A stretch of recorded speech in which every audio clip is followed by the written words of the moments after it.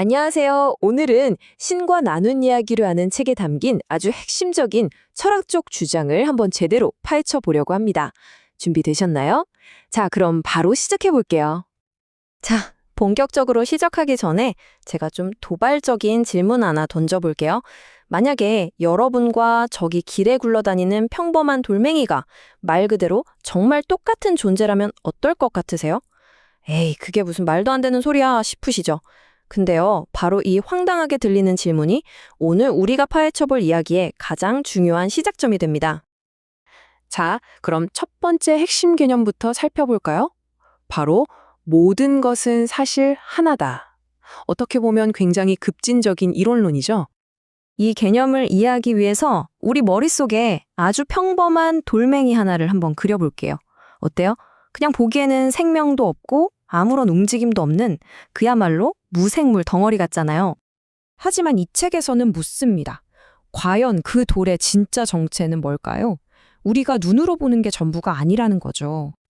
여기 한번 보세요. 우리가 보는 그 단단한 돌멩이를 아주 작게, 더 작게 쪼개보면 분자가 나오고 원자가 나오고 심지어 아원자 입자나 쿼크 같은 아주 작은 입자들로 이루어져 있다는 거예요. 그러니까 그 돌멩이 안에는 사실 엄청난 에너지가 꿈틀대는 하나의 작은 우주가 있는 셈이죠. 그래서 이 책은 이렇게 결론을 내립니다. 달리 표현하자면 모든 것은 움직이는 것으로 이루어져 있다. 결국 이 말은 뭐냐면요. 이 우주에 완벽하게 멈춰 있는 건 아무것도 없다는 뜻이에요. 그러니까 모든 것이 사실은 살아있다고 주장하는 겁니다. 돌멩이마저도요. 자, 이렇게 세상의 모든 것이 살아 움직인다고 봤을 때 그럼 우리는 이 현실을 대체 어떻게 받아들이고 있는 걸까요? 이제 인식의 문제로 한번 넘어가 보죠. 이 책에 따르면요. 우리가 세상을 보는 데 쓰는 오감 있잖아요. 맛보고 만지고 냄새 맡고 보고 듣는 거요. 이게 사실은 굉장히 원시적인 도구라는 거예요. 우리가 받아들일 수 있는 정보의 고작 10% 정도만 처리한대요. 그럼 나머지 90%는요? 바로 제6의 감각, 그러니까 직관이나 직접적인 경영을 통해서만 접근할 수 있는 영역이라는 거죠. 훨씬 더 깊은 알매 방식인 셈입니다.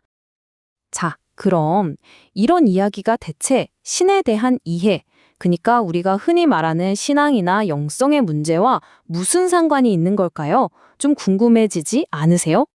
바로 여기서 이 책이 아주 날카롭게 비판하는 지점이 나옵니다. 바로 교리의 위험성인데요. 특히 신에 대한 지식이 과연 어떻게 우리에게 전달되어 왔는가 하는 문제죠. 책의 주장은 간단합니다. 오랫동안 인류 사회는 개인이 신을 직접 경험하는 걸 권장하지 않았다는 거예요. 대신에 뭘 했냐? 다른 사람이 경험한 것, 다른 사람이 써놓은 것을 그냥 전달받는 방식, 즉 간접적인 정보인 교리에만 의존하게 만들었다는 거죠. 이 구절을 보면 그게 딱 드러나죠. 만약 내가 직접 느낀 신에 대한 감정이 책에 쓰여 있거나 누군가에게 들은 것과 다르면 어떻게 하라고 배웠나요? 내 느낌을 버리라고 배웠다는 겁니다. 심지어 그런 개인적인 느낌은 악마의 속삭임 같은 걸로 치부되기까지 했다고 이 책은 지적해요. 자, 이제부터는 이 책의 주장 중에서 아마 가장 논쟁적이고 민감할 수 있는 부분으로 들어가 볼 텐데요. 미리 말씀드리지만 이건 제 생각이 아니라 이 책의 주장을 그대로 전달하고 분석하는 겁니다.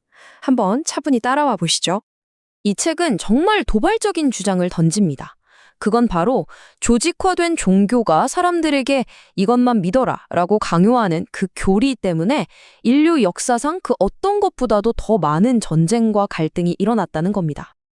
그리고 이 주장을 뒷받침하기 위해 책에서 직접 인용하는 경전 구절들을 몇 가지 보여드릴게요. 다시 한번 말씀드리지만 이건 책의 분석을 중립적으로 전달하는 겁니다. 첫 번째 예시는 구란의 한 구절입니다. 이번에는 힌두교의 경전인 바가바드 기타를 볼까요? 책에서는 여기서도 비슷한 맥락의 가르침을 찾을 수 있다고 말합니다. 여기서 한 걸음 더 나아가 책은 만약 신의 명령대로 싸우지 않으면 어떻게 되는가에도 주목합니다. 그러지 않으면 고통스러운 벌을 받게 될 거라는 구절을 다시 쿠란에서 인용하고 있죠. 그리고 이 책은 이런 생각들이 그냥 과거의 낡은 경전에만 있는 게 아니라고 주장해요. 그 증거로 비교적 현대 인물이죠. 한 종교 지도자의 발언을 인용하면서 이런 사상이 어떻게 현재까지 이어져 왔는지를 보여주려고 합니다.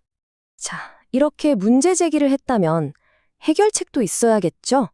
이 모든 갈등에 대해 이 책이 제시하는 해답은 과연 뭘까요? 이 책에 따르면 모든 문제의 근원은 아주 단순한 착각에서 시작됩니다. 바로 인간이 원하는 것과 신이 원하는 것이 서로 다르다고 생각하는 거예요. 이 둘을 분리해서 보는 것, 바로 이 이분법이 모든 비극의 씨앗이었다는 거죠. 하지만 책은 단호하게 말합니다. 그 둘은 절대 분리되어 있지 않다고요. 인간과 신의 관심사는 사실 완전히 똑같다는 겁니다. 그리고 그 둘의 유일하고 공통된 관심사는 바로 생명입니다. 이 마지막 인용구가 모든 걸 정리해 줍니다. 인류의 가장 위대한 이익은 생명이다. 이것은 신의 가장 위대한 이익이기도 하다. 그러나 너희는 다르게 주장해 왔다. 어떠세요? 신과 인간이 생명이라는 하나의 목적 아래 완전히 하나가 되는 순간이죠. 이 책의 전체를 관통하는 가장 핵심적인 메시지입니다. 자, 오늘 이야기는 이 마지막 질문을 여러분께 던지면서 마무리하려고 합니다. 만약 인간과 신의 궁극적인 관심사가 정말로 생명이라는 하나로 똑같다면, 그렇다면 인류는 지금까지 대체 무엇을 위해서 그렇게 서로를 죽이고 싸워왔던 걸까요? 이 질문에 대한 답은 아마 우리 각자의 마음속에서 찾아야 할 것 같습니다.